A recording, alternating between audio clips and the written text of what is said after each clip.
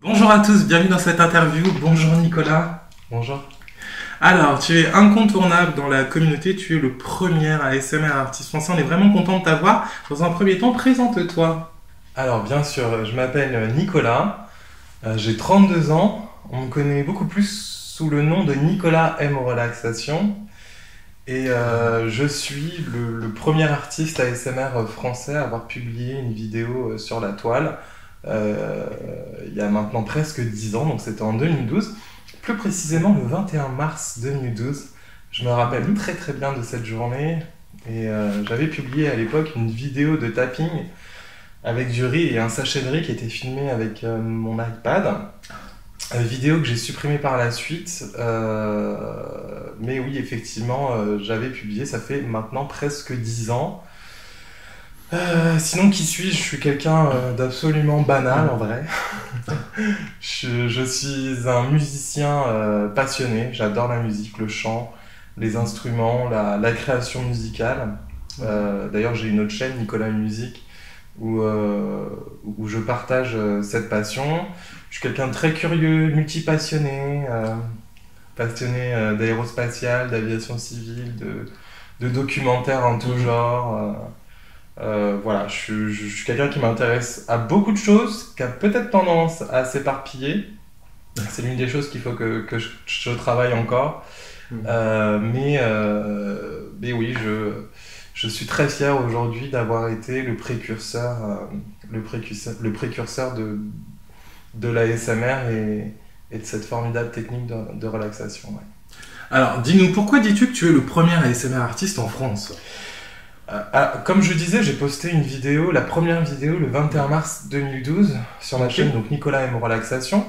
Donc, pseudo que j'avais créé tout simplement parce que le lien avec le M entre Nicolas et relaxation faisait ASMR et le M représente mon nom de famille. Comme ça, c'est pour la petite histoire. J'ai été le premier parce que c'est factuel aujourd'hui. Quand je suis arrivé, il n'y avait personne en France. Il y a Amandine Leloup qui est arrivée juste derrière. Je crois que c'était en novembre ou en septembre. Mais Amandine avait fermé sa chaîne pendant un moment. Elle s'est réouverte une autre chaîne, donc on ne pourra jamais trop savoir, si ce n'est peut-être lui demander. Et il y avait aussi à l'époque Sirène Bio, pour ceux qui se rappellent. Donc on était un petit peu le trio ASMR français. Après, très rapidement, il y a eu de nouvelles personnes. Ça a été une espèce d'escalade à l'ASMR artiste jusqu'en 2016-2017.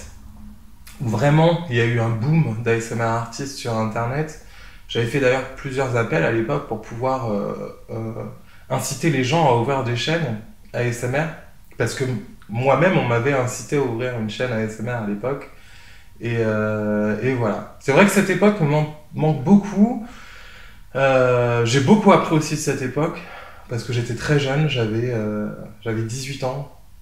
Presque, un peu plus vieux, peut-être une vingtaine d'années, 18-19 ans. Du moins, j'ai commencé, moi, à connaître l'ASMR en 2010, donc ça remonte à maintenant plus de 10 ans. Et oui. Et c'est aussi une fierté, je ne veux pas le cacher, c'est aussi une fierté d'avoir été le premier, parce que, en France du moins, attention, hein, je rappelle que c'est en France, je ne suis pas le premier mondial, et quoi qu'il arrive, personne n'a créé l'ASMR. L'ASMR, c'est quelque chose d'absolument instinctif et universel. Mais je suis très fier de ça, parce que quand j'ai commencé en 2012, forcément j'étais tout seul, où on n'était que trois, et je recevais en pleine face toutes les critiques qu'il pouvait y avoir sur l'ASMR, comme quoi c'était du contenu sexualisé, et d'autres choses qu'aujourd'hui je dirais pas, parce qu'on a passé ce stade en France. Mais je suis très fier aujourd'hui d'avoir fait taire pas mal de personnes qui me disaient que ça s'éteindrait dans le temps, que cette technique de relaxation aujourd'hui ne serait plus là. Or qu'au final, je me rends compte qu'en 2021, elle est plus que là. Elle a même dépassé, elle m'a dépassé, elle a dépassé tous mes collègues de 2012 qui ont commencé avec moi à la SMR. Ça a surpassé tout le monde. Donc je suis très fier de ça, c'est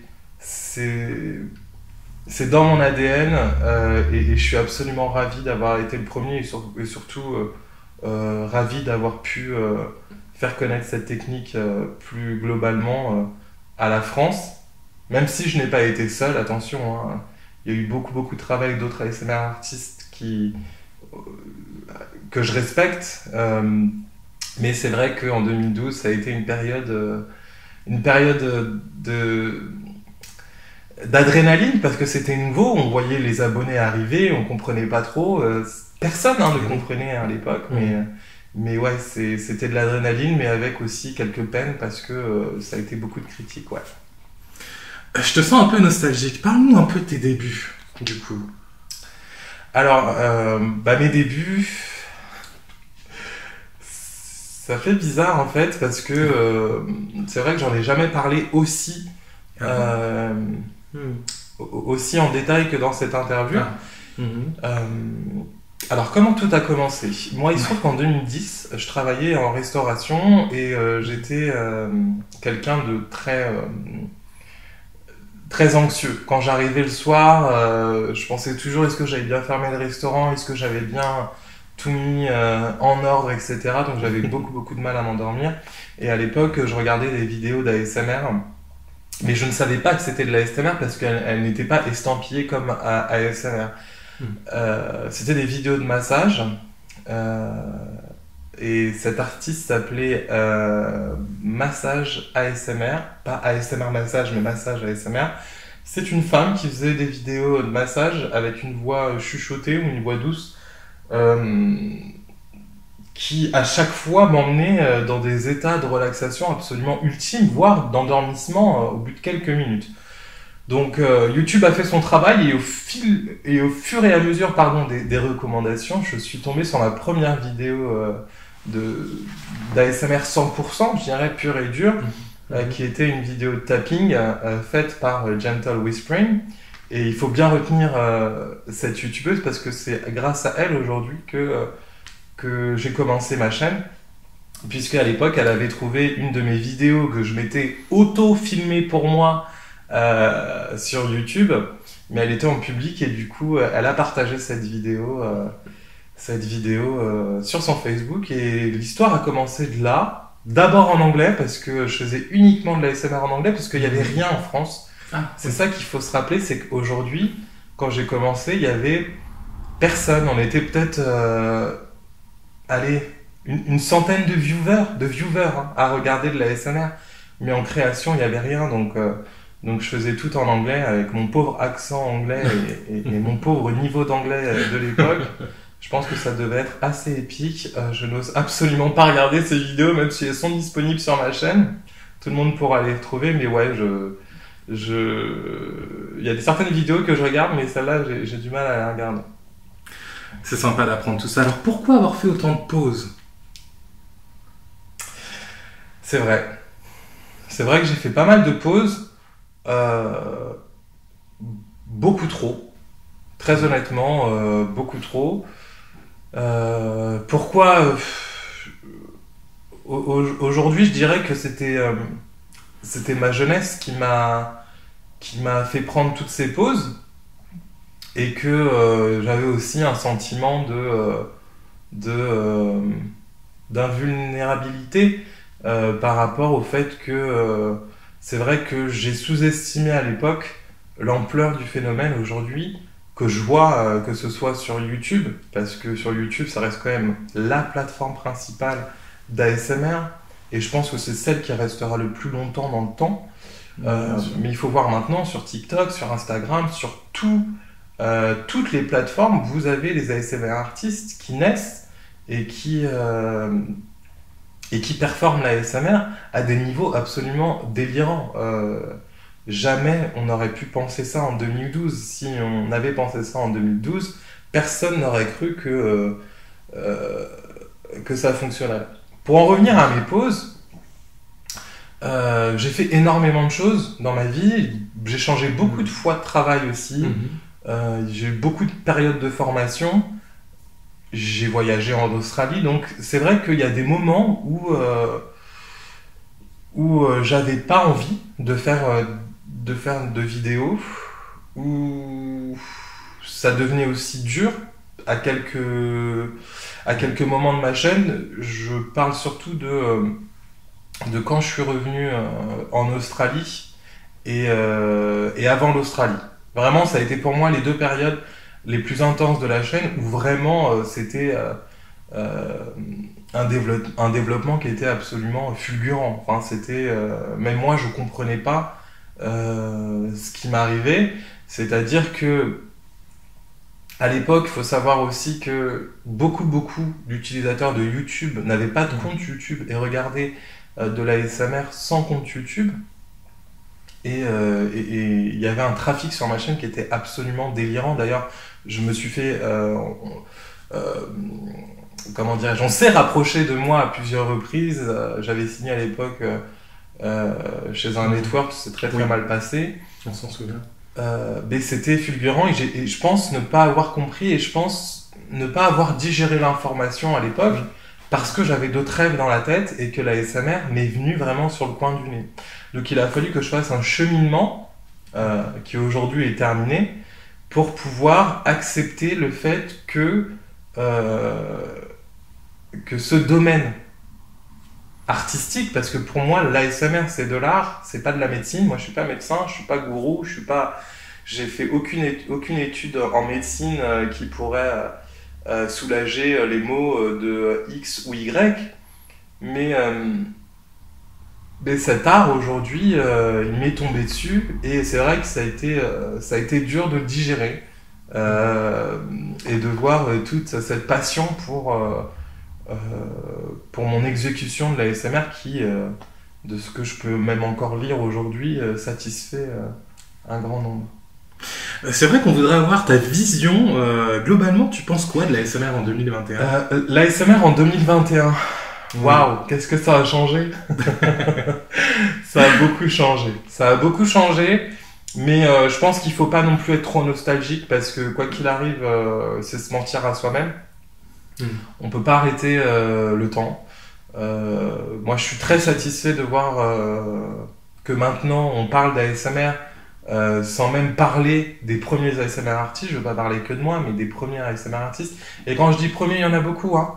Il n'y a pas que moi, ni Cyrène Bio, ni Amandine Leloup. Il y en a vraiment eu énormément qui sont arrivés juste derrière. Je pense à de gros youtubeurs maintenant comme Paris ASMR, comme Roxane aussi, Tom et Sérénité, Dimitri, tous ces gens-là, je sais qu'à un moment ou un autre, ils sont passés par ma chaîne ou par d'autres chaînes.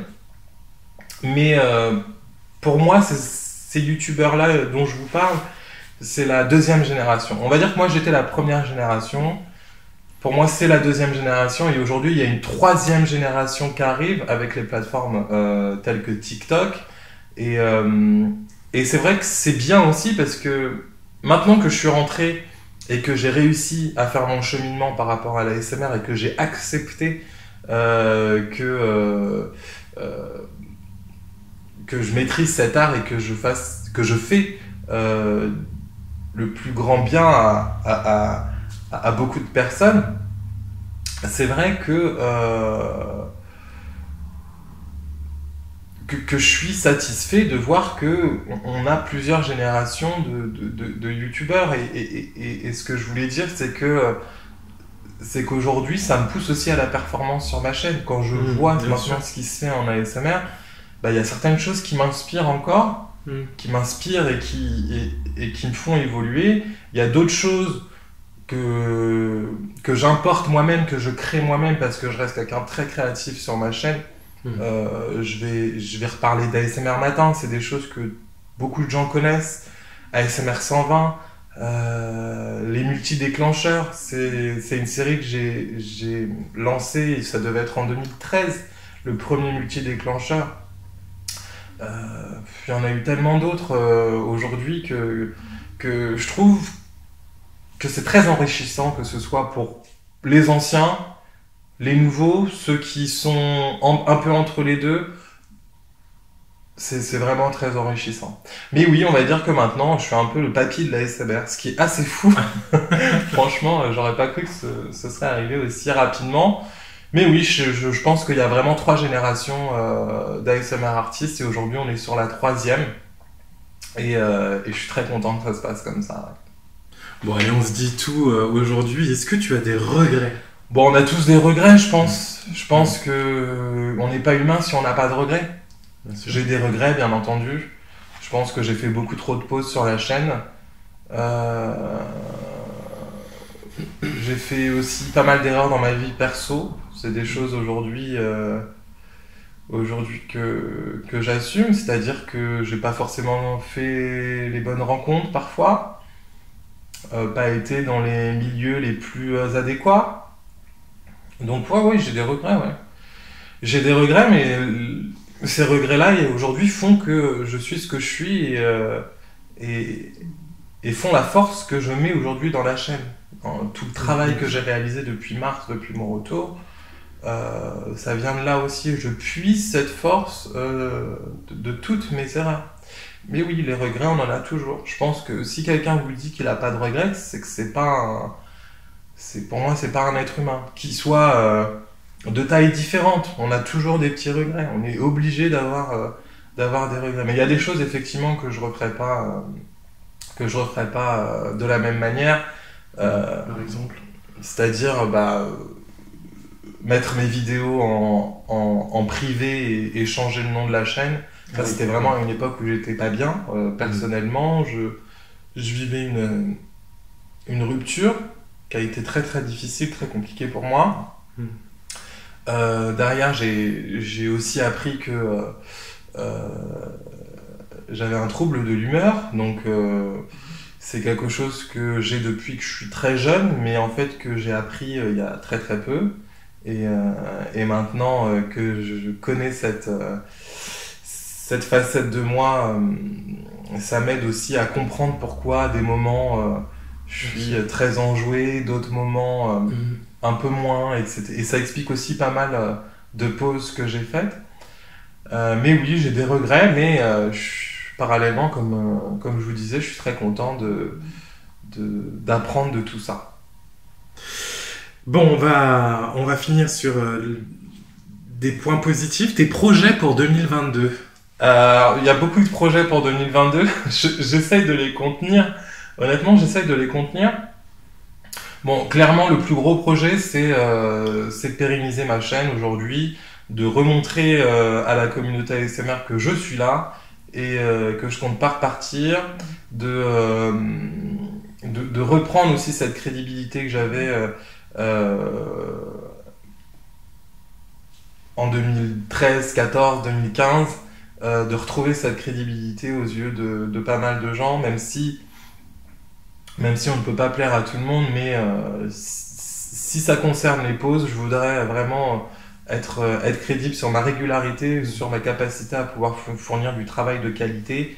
Et je pense vraiment qu'on est à ce stade-là sur Nicolas M Relaxation.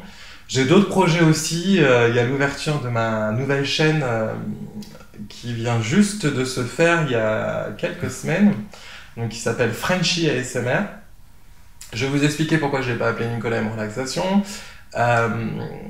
Tout simplement parce que je voulais vraiment avoir un autre canal d'ASMR où il me serait permis en fait de toucher un plus large public et aussi de revenir un peu à la base de ma chaîne où j'ai commencé en anglais et de faire un petit peu le deuil de mon mauvais anglais qui maintenant a beaucoup évolué depuis mon voyage en Australie. Donc voilà. En 2022, c'est vraiment pérenniser ma chaîne Nicolas M Relaxation, développer Frenchy ASMR dans le monde, entre guillemets, hein, tout en restant humble, continuer sur certains projets musicaux, continuer à travailler sur moi-même, à me comprendre, à savoir comment je peux gérer mes réactions de temps en temps. Voilà, c'est des projets de travail. Voilà, c'est des projets de travail parce que j'ai pas envie d'arrêter l'ASMR. J'ai jamais eu cette envie-là. Et surtout, j'ai surtout envie de continuer à faire plaisir aux gens. On te souhaite toute la réussite. Si tu avais des remerciements, à qui les adresserais-tu aujourd'hui? Euh... Alors, c'est bizarre ce que je veux dire, mais Oui. si j'avais un remerciement dans un premier temps à faire, ce serait à YouTube. Parce que YouTube, c'est ma maison depuis 10 ans. Et YouTube, quoi qu'on en dise des fois, j'entends beaucoup de choses, beaucoup de drama sur YouTube, beaucoup de, euh, d'artistes ASMR ou non ASMR qui s'en vont de la plateforme en pas en dézinguant YouTube, mais en constatant le changement de la plateforme. Moi, j'ai envie de dire merci à YouTube parce que ils, ils nous ont permis, ça m'a permis moi de pouvoir faire de la ASMR. On aurait très bien pu à l'époque être modéré, Bien sûr. être Bien censuré, sûr. être C'est la vrai. plateforme aurait pu dire on veut pas d'ASMR sur la plateforme Exact. pour l'image de la plateforme et avec YouTube on n'a jamais eu ça. YouTube quand même permet d'être rémunéré des fois à des taux qui sont très intéressants. Je parle pour les très gros YouTubeurs qui aujourd'hui en vivent très très bien. Donc oui, déjà dans un premier temps, ouais, ce sera à YouTube. Dans un deuxième temps, bien entendu, ce sera à la communauté. Premièrement à mes ASMR Rockers qui resteront dans mon cœur gravés à toute ma vie. Et à la N Family, parce que depuis la renaissance de la chaîne, j'ai changé pas mal de choses pour pouvoir un petit peu redonner un coup de frais à la chaîne. La N Family qui est maintenant la nouvelle communauté qui intègre mes anciens ASMR Rockers et toute la NFF, la N Family Forever, tous les petits N qui souhaitent de la relaxation et qui sont derrière moi pour pouvoir justement me soutenir et vraiment m'aider à continuer cet art que franchement j'apprécie. Merci à toi, Nicolas. Merci à vous. Merci d'avoir suivi cette interview. On se retrouve très prochainement pour de nouvelles histoires ASMR.